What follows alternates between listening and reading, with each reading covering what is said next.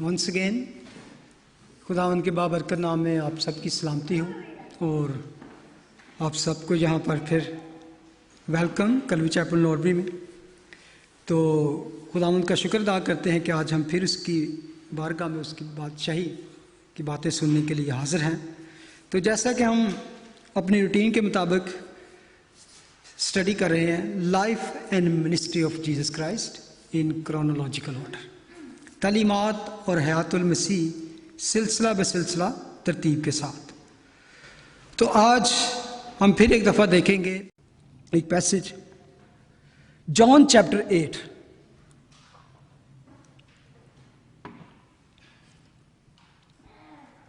पीछे आपको याद होगा कि खुदा यीशु मसीह वो फीस्ट में थे, उसको उन्होंने ख़त्म किया और उसके बाद शाम हो गई। तो लिखा है कि अगर आप चैप्टर 7 की आखिरी आयत देखें तो वहाँ पे लिखा वर्स 53 में, फिर उनमें से हर एक अपने घर चला गया मगर यीशु जैतून के पहाड़ को गया।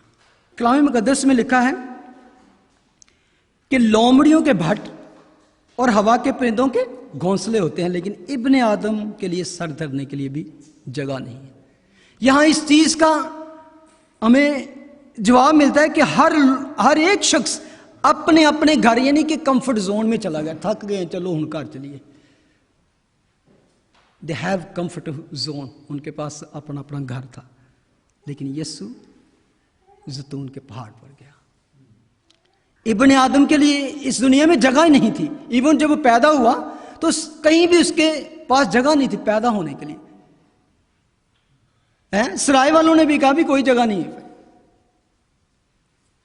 जब वो मर गया तो उसकी अपनी कब्र भी नहीं थी, वो भी हुदार की कब्र थी। इब्ने खुदा के लिए दुनिया में जगह नहीं थी। उसका कंफर्ट जोन जो था वो माउंट ऑफ ओलिव्स।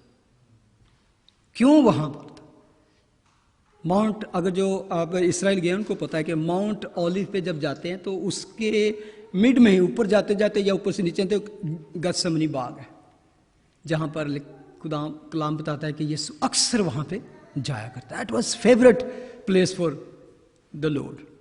अक्सर वो वहां जाके तो वहां जाके उसका जो फेलोशिप होती थी अपने बाप के साथ, that was his comfort zone.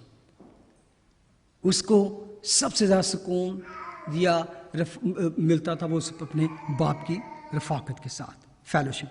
His resting place कह सकते हैं। सुबह सवेरे ही वो फिर हैकल में आया और सब लोग उसके पास आए और वो बैठकर उन्हें तालीम देने लगा।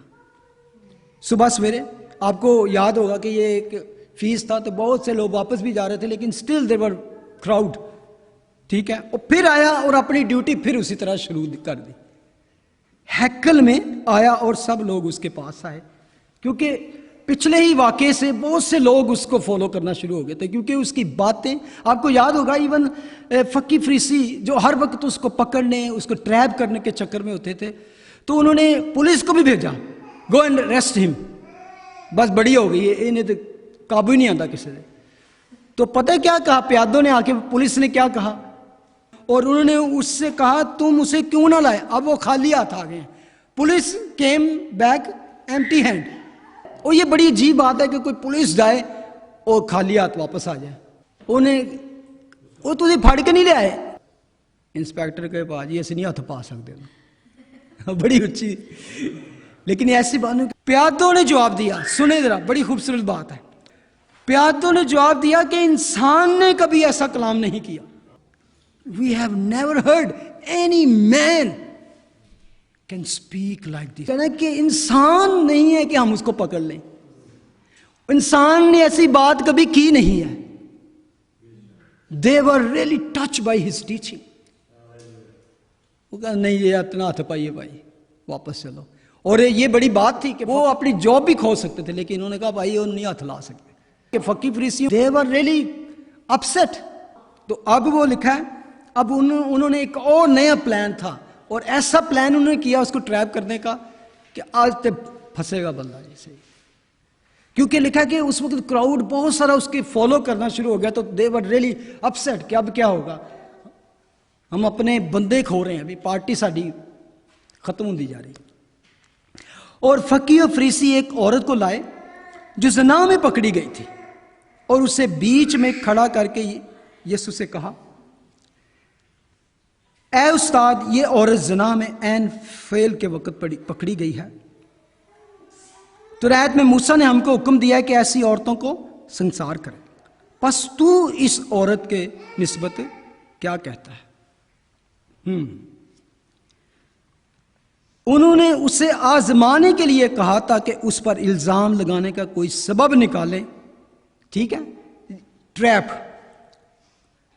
मैं जब इस सीन को इमेजिन कर रहा था, क्राउड है बहुत ज्यादा और औरत को पकड़ा गया अडल्टरी में। सबसे ज्यादा चीज एक बात में एक आप मिसिंग चीज है, मिसिंग लिंक, वो क्या है? आदमी नहीं है। मिसिंग लिंक क्या है? क्योंकि लिखा है एन मौके पर, यानी कि रंगे हाथों, डेड हैंडेड, तो it's mean there was a other party थी, यानी कि, लेकिन यहां पर कोई नहीं मिलता कि वहां पर आदमी कोई, क्योंकि बेशक उन्होंने कहा कि मूसा की शरीयत में लिखा है, लेकिन मूसा की शरीयत में लिखा था कि कोई भी ऐसा पकड़ा जो मर्द और औरत दोनों को लाया जाए और दोनों को संसार किया जाए। यहां से पता चलता है कि उनकी फतूर, उनके जहन में खराबी थी, उनके जहन में। तो रायत में मूसा ने हमको हुक्म दिया है ऐसी औरतों से संसार करें, बस तू इस औरत की निस्बत क्या कहता है? अब ये था ट्रैप। और ये एक ऐसा वाक़या है जिसके बारे में थोड़ी सी कॉन्ट्रडिक्शन है कि लोग कहते हैं कि कुछ मैन्यूस्क्रिप्ट जो ओल्ड हैं उस पे ये वाक़या नहीं है, और 900 मैन्यूस्क्रिप्ट में ये वाक़या मौजूद है, और एक दो ऐसे हैं जिस, और उसमें उसकी वजह क्या है? तो क्या जिन्होंने इसको शामिल नहीं भी किया, वहां पे ये जगह जहां पे ये यूहन्ना 8 का जिक्र आता है तो 11 वर्सेस के लिए गैप है, वहां है ही कुछ नहीं है। ठीक है, और जिन्होंने कुछ ने बाद में एंटर किया तो उन्होंने लिखा है कि ये नीचे दिया। और मैं इस बातों से भी कई दफ़ा कहता हूं कि how honest even the people जिनको खुदा ने इस्तेमाल किया। लेकिन और पिछले दिनों ही मुझे मौका मिला, आई वॉज रियली ब्लेस्ड, कभी मेरे ख्याल आप भी गए हूँ ब्रिटिश लाइब्रेरी जाने का। माई हार्ट वॉज, वो कहते ना जैसे bubbling with the joy. I seen with my this eyes 3rd century whole Bible, 3री सदी की, 5वीं सदी की, 6ठी सदी की। वो इवन कहते हैं ना कि इस्लाम में है कि बाइबल, वो बहुत से मुस्लिम दोस्त कहेंगे कि चेंज है, ये है, वो है, और वो बाइबल जिसको मोहम्मद कोट किया करते थे वो ठीक थी, लेकिन उससे पहले की बाइबल, उसके दौर की बाइबल और उसके बाद की Bible, you can go and see in the British library. Wonderful. एक उस पर लिखा हुआ था जो 3rd century की बाइबल थी, beyond price, it's no price for this manuscript. लेकिन इसकी वजह जब हम स्टडी करते हैं तो क्या वजह थी कि क्यों उन्होंने वहाँ नहीं रखा, और ये, और आप इसे की स्टडी करेंगे, exactly match the teaching of the Jesus. Even आप इसी यूहन्ना की इंजील की आप स्टडी करेंगे तो पैटर्न क्या है? Event teaching, event teaching, event teaching, बिल्कुल वो लगा चलाता है। और दूसरा, इसका पैसेज में जो बात किया ये एग्जैक्टली फिट जीसस पर फिट होती है। असल में क्या था कि पहले कुछ ऐसे लोग थे, फकीरों फरीसियों की तरह भी पहले भी थे, वो कहते थे कि ये टू मच ग्राफिकली इसके बारे में, अडल्टरी के बारे में है तो इसे रहने दो, विच बाइबल च ना रखो। अडल्टरी के बारे च एक लिखे कि औरत। दूसरा बात थी कि बहुत कुछ लोग कहते थे ओहो ये बड़ा ही सख्त गुनाह है जिसके बारे में ओल्ड टेस्टमेंट खुदा माफ नहीं करता, तो we don't want to show Jesus this kind of passionate. एडा हम्बल हो गया जी, उन्हें भी माफ करता। तो हो सकता है इस वजह से लोगों को थोड़ी हवा मिल जाए कि जी ये भी ठीक कर लो तो यीशु माफ कर देगा, और इस वजह से भी उन्होंने कहा कि नहीं नहीं नहीं, लोगों को कोई इनकरेजमेंट ही ना मिल जाए, कोई ये भी कर लेंगे तो कोई नहीं। हालांकि इसमें बिल्कुल आपको जब पूरा पैसेज पढ़ेंगे यू विल अंडरस्टैंड कि दिस इज नॉट, इसका इस पैसेज का और इस वाक्य के में ऐसी कोई बात नहीं मिलती, बल्कि यहां पे हमें वो मर्सीफुल गॉड का, बल्कि ये वाक्य ऐसा है कि बहुत से लोग इवन इस वाक्य की वजह से मसीही हुए। बड़े सारे लोग इस वाक्य की वजह से, बड़े वाक्यात अगर आप स्टडी करें, सर्च करें, आपको मिल सकते हैं।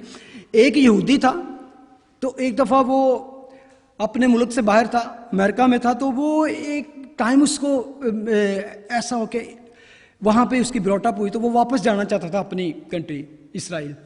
तो वो सोच रहा था कि I wanted to find out कि मैं रियल कहाँ से हूँ, मेरी बैकग्राउंड और किस कबीले से, इस तरह की कोई। तो कहते शिप में जब जा रहा था तो उसको किसी ने न्यू टेस्टामेंट दे दिया पढ़ने के। तो उसको पहले से, क्योंकि मोस्ट ऑफ जूइश जिन्होंने बाइबल या न्यू टेस्टामेंट नहीं पढ़ा, वो सारा इसको झूठ समझते हैं, और पेगन की बुक समझते हैं, गैर कौमों की बुक समझते हैं, तो वो समझते हैं सब। तो उसने सफ़र लंबा था, तो उसने सोचा चलो इसको पढ़ ही लेते हैं। वो कहते हैं कि ज्यों ज्यों उसने ये पढ़ना शुरू किया, क्योंकि उसके माइंड में था ये तो सारे गैर कौम के लोग हैं, इनकी जूइश का इसके चक्कर नहीं, उन्होंने ऐसी जू, तो उसको उसकी जूइशनेस कि हर चीज़ ही उसमें, यानी कि उसके आप जीनियोलॉजी देख लें, उसकी अबाउजदाद देखें, जगह देखें, सारा, और उसकी दिलचस्पी बढ़ती गई। तो जब वो इस यूहन्ना की इंजील पर पहुंचा, तो इवन उसका सस्पेंस बढ़ गया। Oh what is going to do Jesus now, कि उसके सामने था कि फकीर फरीसी होते तो क्या करते, लेकिन what is this man is going to do. वही सिचुएशन इस तरह की थी उसके सामने भी। और इसी तरह एक मिस्री औरत थी, मुस्लिम, तो उसको किसी तरह शॉर्ट में करता हूं कि उसने उसको पढ़ने का मौका मिला, तो she was so excited, suspense भी नहीं आया था कि अब जैसे अब आगे क्या होगा, अब क्या आगे। तो कहते उसके माइंड में था कि इस्लामिक तौर पे तो शी इज डेथ, ये तो गई बस। लेकिन जब उसने आगे जाके ये पढ़ा तो his heart was changed, is so merciful. ऐसा भी कोई रिलीजन हो सकता है, ऐसा भी कोई शख्स हो सकता है। तो इसी तरह उसे यहूदी की भी सोच चेंज हुई और उसने मसीह यीशु को कबूल किया। ट्रैप क्या था इसमें, पहले तो मैं देख रहा था कि सीन आप देखें क्या है। मैं जब सोच रहा था, या आपने कई फिल्में देखी होंगी, मैंने कोशिश की कि मैं इंटरनेट पर जाके चेक करूं कोई एक दो पिक्चर्स, लेकिन मुझे उस तरह की कोई पिक्चर नहीं मिल रही थी सही तरह। आपने फिल्में भी देखी होंगी जहाँ पे इस तरह का, पिछले दिनों ही एक पैशन ऑफ द क्राइस्ट आई, वहाँ पे भी एक। लेकिन अगर आप रियलिटी में जाएं तो आप just go and check YouTube पे कोई ऐसा जहाँ पे किसी इस्लामिक कंट्री में किसी औरत को ऐसा स्टोनिंग की हो तो किया हो, तो क्राउड कैसा होता है, औरत की क्या हालत होती है, उसको पकड़ा होता है। और मेरा ख्याल जब तक वो क्राउड उसको लेके आते हैं, उसको पता नहीं कितना, उसको पहले से ही आधा मार दिया होता है। क्या ख्याल है, थ्रू के ले आ रहे हैं, खींच घसीट के लेके आ रहे हैं, और उसका बुरा हाल हो सकता है। आप इमेजिन कर सकते हैं, आप ऐसे रियल क्लिप आप देख सकते हैं यूट्यूब पे जाके बहुत से, क्योंकि इधर तो नहीं, वेस्ट में तो नहीं मिलेगा ऐसा सीन, लेकिन जितने भी इस्लामिक कंट्रीज हैं जहाँ पे ये इस तरह की पनिशमेंट दी जाती है। तो आम तौर पे कई पिक्चर्स या फिल्मों में मुझे नहीं कोई ऐसा नजर आया, लेकिन एक दो पिक्चर थी जहाँ पर कुछ ऐसा लगा कि वाकई उसकी बुरी हालत है, क्राउड है, और उस औरत को घसीट के ला रहे हैं और यीशु के सामने उसको डाल दिया है। और उसके बाद मैं सोच रहा था फकी फरीसी जो ऐसे करके खड़े होंगे, बड़ी कनिंग सी और बड़ी सिक स्माइल होगी उनके मुंह पे, विलन स्टाइल की। आज समझ गया ना, आज फंस गया ये बंदा। बस तू इस औरत के बारे में क्या कहते, they are asking Jesus opinion, ठीक है। वो जानते थे, एक तो बात ये थी कि he is very compassionate man, ये बड़ा हम्बल मैन है। उसकी पूरी उसकी जो आप कह सकते हैं लाइफ की उनको स्टडी थी कि ये क्या क्या करता है, और उनको पता था ये कभी किसी को इसने चांटा भी नहीं मारा। They knew. अब ट्रैप ये था, मूसा की शरीयत में था कि ऐसे लोगों को संसार किया जाए। तो ये बड़ा रहमदिल शख्स है, अगर ये कहे नो तो देन सारे लोग इसके खिलाफ कि तू मूसा की शरीयत के खिलाफ जा रहा है। तो फिर मैं समझता हूं कि जब वो उसको लेके आए, क्राउड होगा और हर एक लोडेड होगा, किस चीज के साथ, पत्थरों के साथ, इस तरह बस नहीं जाते। एक लफ्ज। और इस सीन में आप देख सकते हैं कि even Jesus was on risk, एक तरह से कह सकते कि अगर इसने गलत किया तो अभी बच्चे ही, हाँ अगर ये गलत जाएगा शरीयत के खिलाफ तो हो सकता है क्या ये इस भी ब्लास्फेमी इस पे भी लगा सकते हैं। अब वुमन बीच में है और उसको वो कह रहे हैं कि अब यहां पे दो चीजें ऐसी थी जिसको आप कह सकते हैं कि थियोलॉजिकल डिलेमा कह सकते हैं, मर्सी एंड जस्टिस। जस्टिस मूसा की शरीयत के जस्टिस कहती है कि इसको मार दिया जाए क्योंकि ये बिल्कुल एन फेल को रंगे हाथों पकड़ गया, ठीक है, दैट इज जस्टिस। अगर ये करता है तो फिर देयर इज नो मर्सी, फिर मर्सी कहां है? और मर्सी क्या है? अब हम ये भी पढ़ते हैं कि God is a merciful God, रहम करने में गनी, कहर करने में धीमा। अब यहां पर एक ऐसी बात थी कि how justice and mercy harmonised.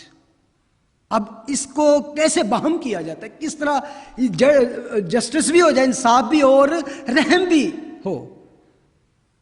यह था एक्चुअली डिलेमा फर्स्ट जीसस के सामने। एक और बात याद रखें, अक्सर लोग हम जितनी भी बाइबल पढ़े ना तो जब भी वाक्य आए, जो भी वाक्य देखें उसमें ये ना देखें कि वाक्य क्या है, कहने ये सोच में रखें what Jesus is going to do that, how Jesus is going to handle.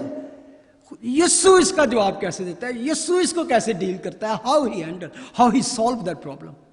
Nicodemus और जीसस नहीं, जीसस और निकोदेमस, जीसस और दिस वुमन, जीसस और दैट, जीसस और दैट, जीसस फर्स्ट। आपके माइंड में फर्स्ट वो प्रॉब्लम, वो सिचुएशन नहीं, जीसस होना चाहिए, how he is going to do that, उसको सॉल्व करने के लिए।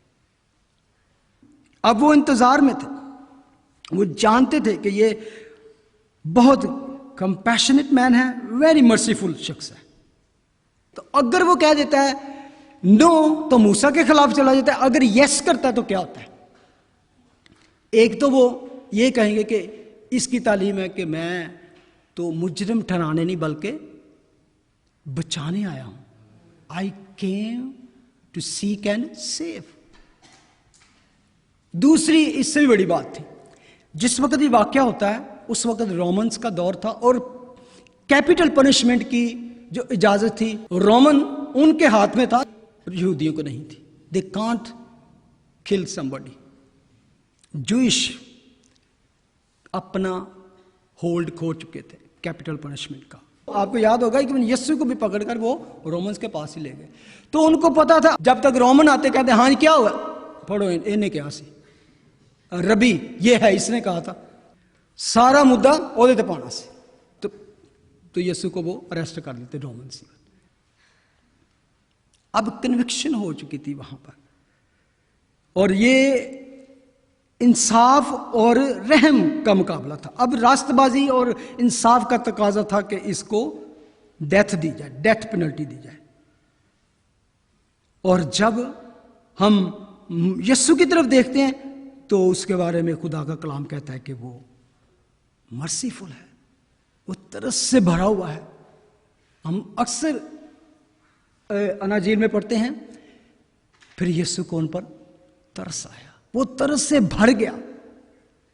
तो उसको अपना वो तरस भी शो करना था कि मैं रहीम, माफ करने वाला, रहम करने वाला खुदा हूं। और यहां पर एक ऐसा सिचुएशन बन गई कि जहां पर खुदा यीशु मसीह, अब ये ऐसा ट्रैप था कि सारे, अब मैं समझता हूं फकी फ्रीज कहते हैं, अब कोई गुंजाइश नहीं, हां कहने में भी और ना कहने में भी फंसेगा फंसेगा। But Jesus is the master of the moment, he is a master of the moment, लम्हे लम्हे को, क्योंकि हर चीज उसकी क्रिएट की हुई है। बहुत जबरदस्त, यानी कि ऐसी, इसलिए मैं कहता हूं is a master of moment. Wise and wisdom यहां पे भी नजर आती है, सिचुएशन भी और विजडम भी नजर आता है, जो वो कोई इंसान सोच भी नहीं सकता था, बल्कि इंसान के पास इसका जवाब ही नहीं था कि how we can solve this mystery. Thank you Lord, this wonderful wonderful work you have done on cross. In Jesus' name we pray. Amen. God bless you.